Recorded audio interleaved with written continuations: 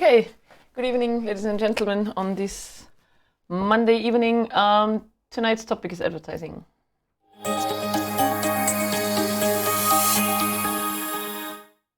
Okay, as my incredibly great word file already shows you, the topic is advertising. The plan for tonight is that I am going to introduce some of the most common advertising strategies.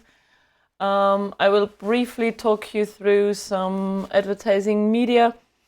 I will also try and suggest an approach on how to tackle them, basically, on how to learn them, or what I think would be the most feasible way of talking about advertising media, because basically at the end of the day it's only a list. So we can advertise in blah blah blah, and we can advertise on television, we can advertise in magazines, and so on and so forth.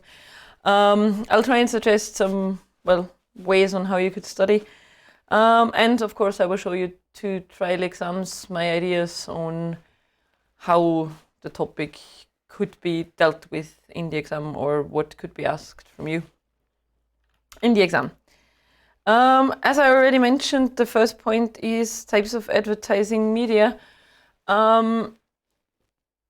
A pretty straightforward point, if that was a bullet point in your exam, so as not to sound, or so as not for it to sound like an enumeration and Aufzählung of things, which is not a good idea because it doesn't give you an awful lot of speaking time. You could try and go for the pros and cons of the respective advertising media. I think that's also the way how it is dealt with in your books. Not 100% sure though, but I think that the book makes a list and basically says, well, the advantage of print media, so newspapers, magazines, leaflets, and direct mailing. Direct mailing would be all the stuff that you get at home, like the stuff that makes your post box incredibly full every day. All this kind of quite unnecessary advertisement, that would be direct mailing. So I would say, well, the advantage of newspapers, magazines, leaflets, and direct mail is that you have pictures to go with it, which is always an advantage. But the downside is that it's quite expensive for the company, because direct mailing is probably quite expensive. So is or so are inserts in newspapers and magazines. So as I said, make a pro. Oh, I can't write on that. I always forget that I can only write on PDFs. Make a list of pros and cons. Well, as I said in my example, saying print advertising is good. You have visuals, pictures always work. People can imagine what the product looks like. They can imagine what the service looks like if there is a picture to go with it. So print advertising advantage, good because it has visuals. Disadvantage, bad because it's advertising. It's a waste of paper, really, especially the direct mailing kind of thing. So I would tackle it from this or with this approach, because otherwise it sounds very much like an Aufzählung, which is something that you would want to avoid in your exams. Same holds true for TV and radio. We all know that TV is probably the most expensive medium in which to show advertising. You've probably all heard about the numbers and the stats in terms of what an ad costs during or shortly before prime time on the mainstream television channels. You could look that up as well, maybe for the exams, making some, good impression kind of thing. The advantage of TV is definitely that it has color, that it has text, that it has sound, that it has pictures that can move. Visually very, very attractive, so that would be the biggest pro, and probably also the reason why TV advertising is probably still the most successful version. Radio, I don't know, you can form your own opinion about radio. Those of you who sit in a car a lot probably do listen to the radio still, at least to some extent. The question is whether or not radio advertisement works according to you, or in your opinion. I think it does. Usually radio advertising has like tunes and jingles and some kind of, not an eye catcher in this case, but an ear catcher, something that we find memorable. Some kind of rhetoric devices, some kind of steel metal that make it work over the radio without pictures. So I guess there is something to the radio. You could also, as I said, you could form an opinion on that and talk about your own experiences. What happens if the music stations, like if the ads come on, and what do you do? As I said, I think it still works because usually if people invest into radio ads, then they're quite well done. They're quite cleverly done. So I guess they have a point. Billboards are the big posters next to mainly the roads. They usually can be found next to highways and so on and so forth. Work quite well, especially for certain products, and this especially in the United States. I don't think that we have that many billboards really. There are some, especially for fast food restaurants and so on. In the States, they do work quite well. If you drive along the roads of American highways, you get a lot of billboards advertising for everything, literally, be it motels, be it food places, be it fun parks, whatever.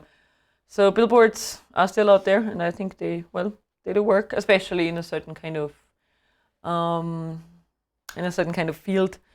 If you need restaurants, if you need hotels, if you need petrol stations, and so on and so forth, I guess they do work. And social media ads, which is a point that we're gonna talk about separately, but they of course also exist. There's advertising on Facebook, there's advertising on Instagram. There probably is advertising on Snapchat, but that I don't know. So, but you will, so. Advertising strategies, there is a lot out there. I just focused on what I think are the most common ones, or are the ones that are the most easy to talk about, really. There are some that are quite complicated. Well, celebrities, but we're gonna talk about them as well. Celebrities are a very famous way of advertising things. Just think about Austrian television as well. There is a lot of advertising that is done by celebrities, especially celebrities that have something to do with what Austria is good at. So there's a lot of skiers, for example, advertising stuff. I guess because that's for identification. Austria, skiing sort of makes sense. So celebrities are an issue, a big one actually. And as I said, in the example of Austria, it's mainly, or it's a lot of skiers, not mainly skiers, but just think about the bank ad that is out there, or the one for the big supermarket chain. So it's all skiers or ex-skiers who do the advertising. Then there's this concept of weasel words, which is a word I only learned today, and I still don't know why it's called weasel, which is an animal, and that doesn't make sense. But weasel words are those words that make promises in advertisements that usually feature, especially in magazines and stuff, where you read them and it's really, it is either vocabulary that is very closely related to the science behind the product. In the skin cream, for example, it would be the nutritious. What does nutritious mean in German? What does nutritious mean in German? Seriously? Huh? Nutritious? Yeah, that one. Nutritious food is, like, there's a lot of good stuff in the food, and nutritious skin cream is something that is very nahrhaft kind of thing, gehaltvoll sort of thing. Probably not even a word that would immediately be related with the skin cream, because it comes out of food and health, or out of the word field of nutrition. But it is used very frequently, or rich, talking about the texture of the cream. Moisturizing, gives your skin a lot of moisture. What's that in German? Feuchtigkeit, that one. Okay, next time I'm gonna write down the German words. So weasel words are words that sound scientific, or that sound very promising, or that sound very good in connection with a certain product. As I said, especially connected to beauty products, because I guess that's a field that you can, well, there's a lot of vocab to draw on, really. So the best example, I guess, is the skin cream, talking about nutrition, really, and about moisture and so on and so forth. So weasel words are words that come out of science and are applied to certain products. The experts, you all know that. I think Dr. Best, the toothpaste and toothbrush ad, has been around basically forever. For as long as I can remember, there's always either a male or a female version of Dr. Best out there. He or she has a title. The doctor thing is meant to lend some credibility to the whole thing. So we believe them because they're experts. The same holds true for people talking about washing powder, detergent, for example. If they say it's good for us and for our family, then we believe them because they are the experts. They work in that field, so we tend to believe them. So it's the doctor title that makes the toothbrush thing so effective. It's the guys coming in their working clothes that make washing powders and stuff like that. So, well, so convincing, I guess. So we have the experts thing. Families and animals, they play in the same category, basically. We very often see happy families in ads, and what the message of the ad is that we definitely need the product in order to be able to be such a happy family. Probably works quite well. There is, I think I do have a family ad. Yes, it's a quite old one. It's one of the Coke ones that were on purpose made vintage ads. Like, it's not that old, but it's a vintage ad. So it actually says it's a family affair, and we have mum, dad, and the son, all very good looking, all very happy. And well, yeah, in order to be such a happy family and to spend some quality, or in order to be able to spend some quality time together, you need the Coke. So the family thing works quite well. I think on Austrian television there's the one for the Kinder chocolate thing, like the Schokobones. They have the happy family thing as well. There's a family and the dancing and speaking Schokobon, which makes it a happy setting kind of thing. Same holds true for the animals. This one here in the fluffy, this one is an ad for toilet paper. It features an animal. In this case, it's a cartoon animal, but that doesn't matter. Animals always work. Cute little fluffy, nice animals. Or the other way around, animals that we associate with being cool. Horses, for example. In America, there's still a lot of cigarette ads, for example, that feature horses and cowboys and stuff, because that's the image that smoking has. So animals in like whatever type of animal and whatever we associate with them. So here we have an example of family. Here we have an example of the animals. The heartstrings one is, you probably know the saying, the Redewendung, pulling heartstrings. That is if an ad appeals to our emotions, either by text or by the visuals that are there. This one would be an example of the heartstrings. So you have a little puppy, and will you help them? Your support makes a difference. So it's an appeal for donations, obviously, as the button also says, donate today. But what it actually wants is pulling heartstrings. It's a cute little dog, and it definitely appeals to our emotion, wants to arouse some pity, some, I don't know, well, yeah, pity in the viewer. In this case, it's a television ad. So happy family, animals, heartstrings, example. Then we have Brad Pitt, but Brad Pitt comes later. Now Brad Pitt comes now. An own leak in terms of advertising is product placement and celebrity endorsement.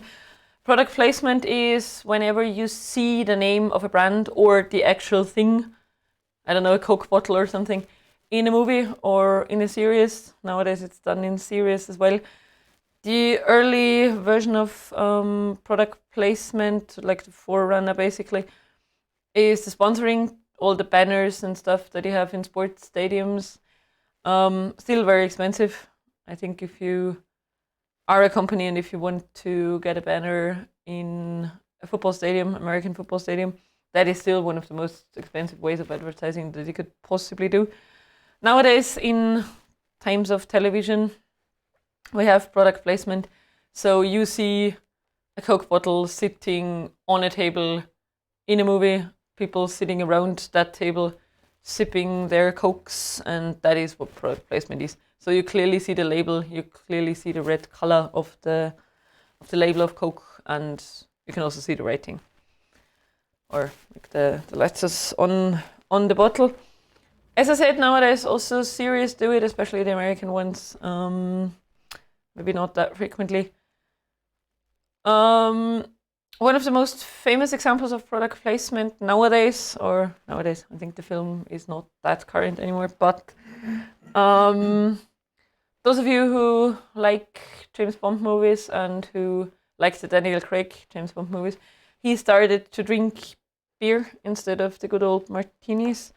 And it's always one special brand of beer. There's bottles on the tables usually somewhere in the film, so if you see one of them, pay attention.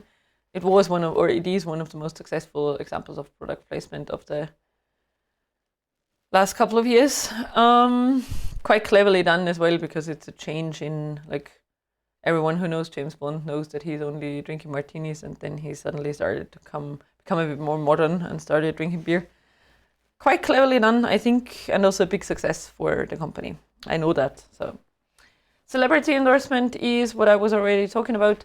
You have celebrities advertising your product. As I said, in Austria, it's mainly sports people. That's what we are best at, I suppose, at the end of the day. So people would always associate that with Austria, and it's mainly skiers because they at least have a decent amount of fame, probably. There's also different types of celebrity endorsement. Of course, you will see an example of celebrity endorsement in one of my trial exams, and I will also show you another one here. Also a quite interesting example because it's Brad Pitt advertising Chanel No. 5, which is a women's perfume. It's not Chanel No. 5E is and has never been for men. But Chanel launched a very famous campaign with him, also hugely successful. So this time not appealing to the women directly, but appealing to men because, well, I guess the idea behind that is that it would be a good present if Brad Pitt gives this as a present to whoever he's currently dating. I don't know. This is, well, a message basically. So Chanel always did a lot of celebrity endorsements. So if you go through the Chanel No. 5 ads, they usually have celebrities, many female celebrities. The campaign with Brad Pitt is very successful. There's also some TV spots out there, kind of changing the past a little bit because it's one of the first times that a man advertises their signature perfume, their most famous perfume Chanel ever did. Well, but that's what celebrity endorsement is. You find a celebrity that everyone knows and put him or her into the ad and hope that people will like it. So here's again my examples: family, animals, heartstrings, celebrity endorsement. Look up some examples for product placement because, as I said, it's nowadays quite famous. Well, pros and cons of online and social media marketing. As I said, you probably know more about that. I know about all the ads that are there on Facebook and how it works, because that's basically the only social media platform I really use. I don't use any Instagram, I don't use any Snapchat, so you probably know how that works, and they might also ask you to explain. So prepare that. So as I said, I would consider the question, okay, how does advertising work on Instagram? Is there any advertising? How does it affect me? What makes it different from advertising via other channels? I have no idea why my layout is so weird. Just ignore the pictures. It would take too much time to format them again. Social media marketing is one of the biggest advantages, is definitely that it's quite cheap or even for free. I think ads on Facebook are still free, at least to a certain extent. Especially for young companies, quite useful. Also because you get a broad range of people. There's basically everyone in our world or in our area uses social media. So you have a very broad range. You know that you also know who the target group is. The internet will inform you about the target groups. Internet will definitely tell you that the target group for Instagram is, I don't know, 14 to 25-year-olds. I don't know. So, well, you can kind of decide on who you want your target group to be. But then one of the biggest negative points is that the selection is difficult. You don't know really who sees your ads and who doesn't. I guess the more used you are to seeing advertisements on social media, the less attention you pay, I guess. That's the thing with all the input that we get. So advantages is cheap or even for free. Has a very broad range of people that you can reach. Big advantage, definitely.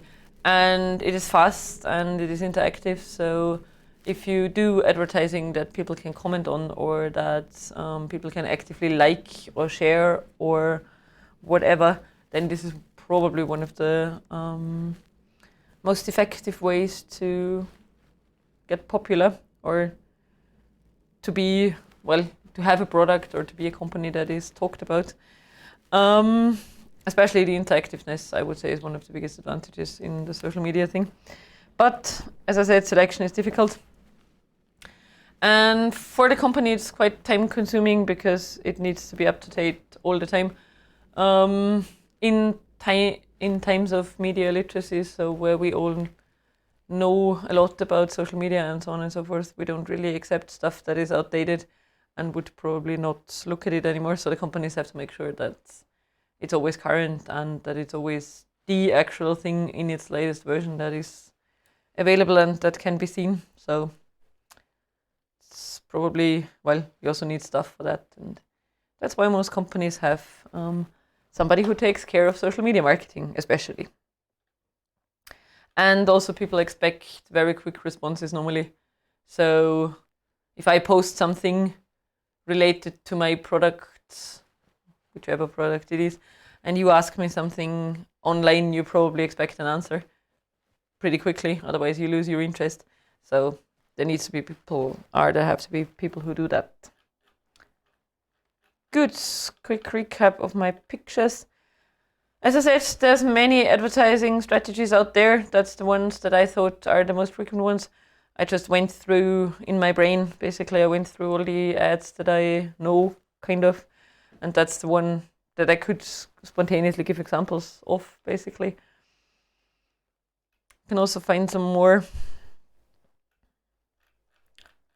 It's my great pictures. And now I will show you the exams.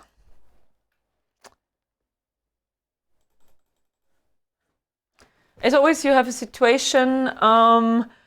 You talk about marketing strategies and the benefits of advertising. Also a very important point, advertising is good for people.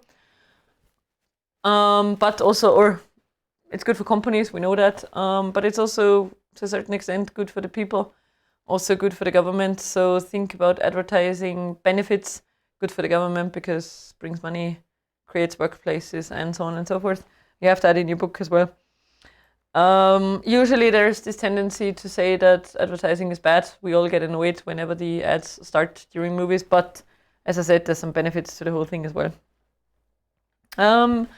Introduce the topic of advertising, talk about the advantages for the customer and the company that offers the service or the product. The value of advertising for the Austrian economy. Exams sometimes try to make this connection to our country.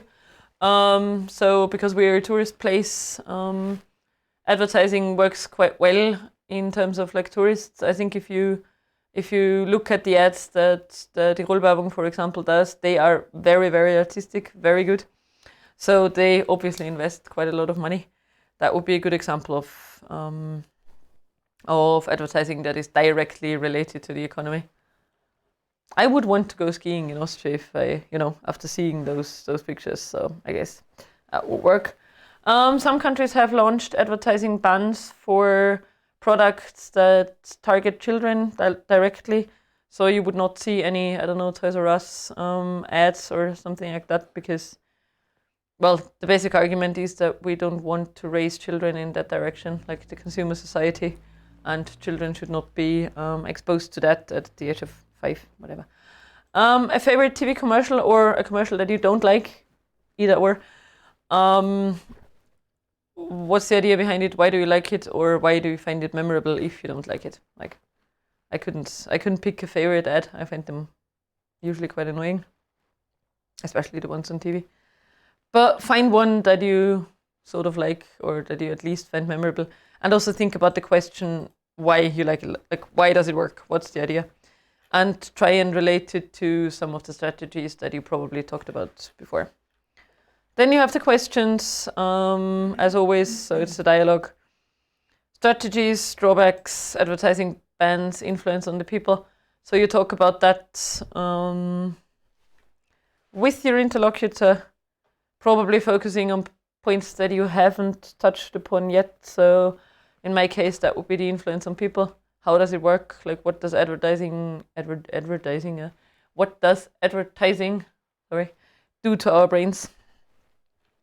And you have a short discussion, as always. And a text. Psychology today, so it brings you some additional information on what advertising does to our subconscious. Sorry, that was not the plan. Here is question paper number 2. You will be asked about career, future plans, and so on and so forth, as always. You put together a presentation on strategies and benefits of advertising. Different advertising strategies that there are some pictures, so this is one of the exams that has visuals to go with it. You might not have that, but here is your time to shine with all the great knowledge that you have about advertising strategies. Examples would be a good idea as well. Usually, so if you present the Dr. Best strategy, for example, so the doctor title and the expert thing, also give an example. The role of social media marketing, that's what we talked about, all the pros and cons, and the special role of product placement and celebrity endorsement. As the bullet point only says the special role, you can basically pick, if you talk about the benefits or the drawbacks. What you don't talk about will maybe come up in the role play or not. Depends on how your examiner decides to talk about the topic. But could be if you say, well, social media marketing is the greatest thing on the planet because of all the advantages that I mentioned earlier, and the ones that you know, of course. And well, the examiner sees it as a dangerous thing because, well, children are exposed to advertising and so on and so forth. Then you might have to talk about that as well. The same goes for product placement and celebrity endorsement, but there's probably not that many downsides to that, really. So here is an example of celebrity endorsement, Cristiano Ronaldo. Also, an interesting ad in terms of the product that he advertises. So he does quite a lot of advertising, but it's usually quite posh things that he advertises. So he doesn't advertise fast food chains or whatever. It's usually quite, one of the best paid football players in the world doesn't advertise fast food chains, obviously. So it's also this, it's celebrity endorsement, but in a certain category of products. It's not, he doesn't advertise everything. He only advertises in like a certain category of things. Here we have the animal thing. We have a bear. Again, we have toilet paper. animals and toilet paper seem to go together quite well. Interesting here is also the fact that the ad says honest ad. Honest means ehrlich. So they seem to have the feeling to point out that they are not lying, as opposed to all the other advertising that is out there. Which is a quite clever strategy as well, I guess. This one is, well, a wordplay. Doesn't really work in English, so works in German, but a literal translation would not make an awful lot of sense because the wordplay would not work anymore. But it's a very nice ad in general, quite colorful, and with this wordplay, with a pun kind of thing, that only works in German.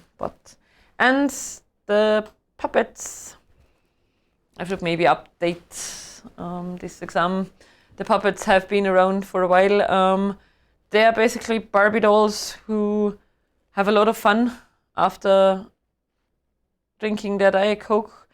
They were very famous in America for a while, so they were actually produced as Barbie dolls for kids to play with. Kind of ran out of fashion a little bit. They are so-called lifestyle, or they belong to the category of lifestyle ads, so they make you believe that drinking Diet Coke makes your life happy and fun, and there's a video to go with it as well. In the vid, they dance around and have like a blast, as like this group of girlfriends has a lot of fun. So as I said, it's a lifestyle ad that tries to sell you the best time of your life, really. So you could either in your exam talk about the pictures or use them as advertising strategies, as examples. Yeah, and you have a text as always. Text about the 13 most common techniques used by advertisers. Yeah, I think that's it. And then there's the follow-up discussions as always. Anyone wants to know anything? Good. So as always, if you have questions, let us know. There's the possibility to interact, and whoever sees it first will answer. If you have questions, as I said,